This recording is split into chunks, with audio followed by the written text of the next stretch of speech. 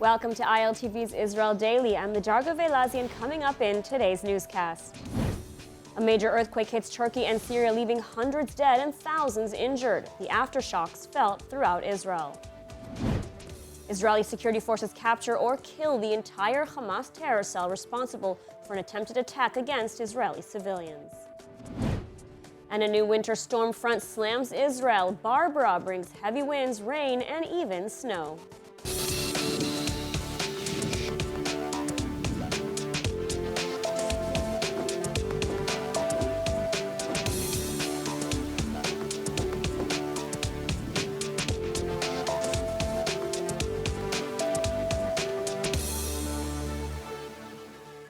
A major earthquake of magnitude 7.9 hit southern Turkey overnight Monday, leaving hundreds dead and thousands more injured. The powerful quake was felt in Cyprus, Lebanon, Syria, and throughout Israel. And then again on Monday, a second earthquake. Residents of Turkey and Syria awoke to a major tremor in the middle of the night Monday. By daybreak, it was clear that a 7.9 magnitude earthquake had left hundreds dead and thousands injured, with many more trapped in the rubble. Buildings collapsed across Turkey and Syria. Search and rescue workers raced to find survivors.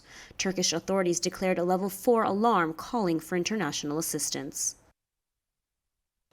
Şu ana kadarki tespitlere göre 912 vatandaşımız hayatını kaybetmiş. 5385 vatandaşımız yaralanmıştır. Enkaz altından kurtarılan kişi sayısı 2470'i bulmuştur. Yıkıldığı tespit edilen bina sayısı 2818'dir. Deprem bölgesindeki pek çok binada enkaz kaldırma çalışmaları sürdüğü için ölü ve yaralı rakamının nereye kadar yükseleceğini bilemiyoruz. Temennimiz en az can kaybıyla bu felaketi atlatmış olmamızdır. The German Research Center for Geosciences said the quake struck at a depth of 10 kilometers, or 6 miles, while Turkey's Disaster and Emergency Management Authority put the epicenter of the quake near Kahramanmaraş and the larger city of Gaziantep, close to the Syrian border. Turkish residents of Diyarbakir, Turkey, a hard-hit area where at least 17 buildings collapsed, described the quake as severe. Şu an enkaz altında kalan kardeşlerimiz var. Hatta binada oturan bir yakın arkadaşım vardı. Çocuklarını üst kattan kurtarmışlar. Kızının kolu sadece kırılmış. Ama altta kalan kardeşlerimizin durumu nedir? Süreç gösterecek. Şifa versin. And in the aftermath, hundreds still remain trapped under the rubble. Yani ben uyuyordum, eşim beni uyandırdı. Ama çok şiddetli, yani korkunç bir depremdi tabii. Her taraftan ses geliyordu. Bayağı da sürdü, yani ben tahminen 2 dakika kadar sürdü. Meanwhile, Israel has offered to send rescue teams to Turkey to assist in search and rescue operations. ביממה האחרונה הייתה רעידת אדמה קשה מאוד בטורקיה, שחבקה בקשת גם אזורים אחרים. אני הנחיתי לשלוח, לפי בקשת ממשלת טורקיה, צוותי חילוץ, הצלה ומזור רפואי. כך אנחנו נוהגים ברחבי העולם, כך אנחנו נוהגים גם בקרבתנו, וכיוון שנתקבלה גם בקשה לעשות זאת לנפגעים רבים מהרעש בסוריה, הנחיתי לעשות זאת גם כן. The earthquake was felt throughout Israel, waking many residents from sleep, though no injuries or damages due to the tremor were reported. And joining us now with more on the deadly earthquake and Israel's search and rescue assistance to Turkey is Moshe Chertov, Certified Emergency Response Specialist. Moshe, thank you for joining us. Hi, Lidar. Hello to all the viewers also. So a really devastating earthquake, hundreds killed, thousands more injured, thousands of buildings collapsed. You know, what is the first priority in the aftermath of such a deadly quake?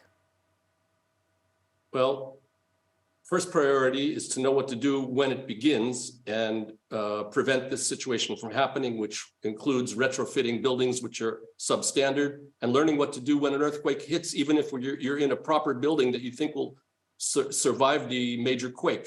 After the quake, it depends on the instructions you've received. If you're in the building and you wait it out, which is according to many people what you should be doing, wait it out inside, and then make sure you take everyone with you and just leave the building carefully, slowly. Don't panic, but get outside. Make sure you're not under electrical wires or trees that might collapse, especially in a situation like ours where there's lots of rain and strong winds. After an earthquake, trees have a tendency also to fall over.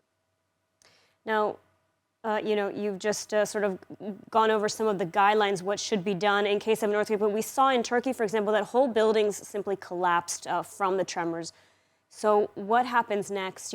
What are the search and rescue teams going to be doing, and how much time do they have to find people still trapped under the rubble? If this were the summertime, they'd have more time. Unfortunately, they're currently in sub-zero temperatures with snow falling. During an earthquake like this, water veins have been busted, so there's no portable water. Communication lines are down. It's a very, very scary thing, and in Israel, we're not prepared for it the way we should be. Just to give you an example of what I was told in the emergency response team that I was a part of in Yokneam at the factory where I worked, the fire department told us that we're going to have to get along for 2 or 3 days without their help because there are so many tall buildings now in Israel that they're going to be busy helping people down and out of the top floors of buildings because you're not supposed to step into an elevator even if your building survived. Go down the stairway, be careful, hold on to the railing because another one can hit while you're walking down, and step outside of the building. We have to remember that communications with emergency services could be down for quite a while. You might not be able to call to get an ambulance or any kind of a help or the emergency services of any kind. Getting to a hospital might not be easy because in this magnitude of an earthquake, roads can be ruptured and you may not be able to cross at certain points. This happened in Los Angeles in 1969 when I was in a 6.7. And the roads had huge cracks in them. You can't just drive straight through. You have to be very careful. So all of this is very, very complicated. Now, I want to get to Israel in a minute, but going back to Turkey, the Turkish government calling for international aid. What kind of aid are they going to be needing, and where can Israel offer the most assistance here?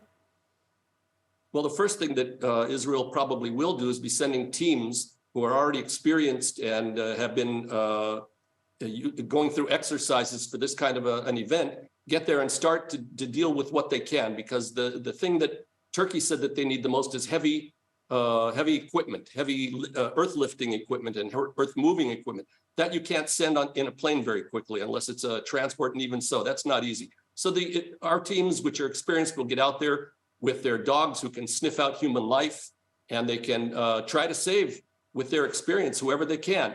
And actually, we just found out, CNN has reported that Netanyahu mentioned that the Syrians have asked for our help in their experience right now. So this could be something good that might come of this, but there's just so much to do out there. There's such a huge magnitude of an earthquake, tremendous damage. Absolutely. Israel offering its assistance to both Turkey and to Syria. Now, here in Israel, we did feel the earthquake, and after seeing the devastation in Turkey, it begs the question, is Israel prepared for such a large magnitude earthquake? And what needs to be done here to ensure that we don't see this level of destruction and loss of human life? Well, I was prepared before the long round of elections that we had to speak before the Knesset Security and Foreign Affairs Committee to plead my case and regress to the instructions we gave to the Israeli public. We used to say, like the rest of the world, especially those in what's called the Pacific Rim or the rim of fire, drop, cover, hold. In Israel, we canceled that 7 years ago and told everyone to leave buildings. I questioned that. I wrote the Washington State Emergency Department, and they told me, even if you're sure that a building is going to collapse, stay in the building,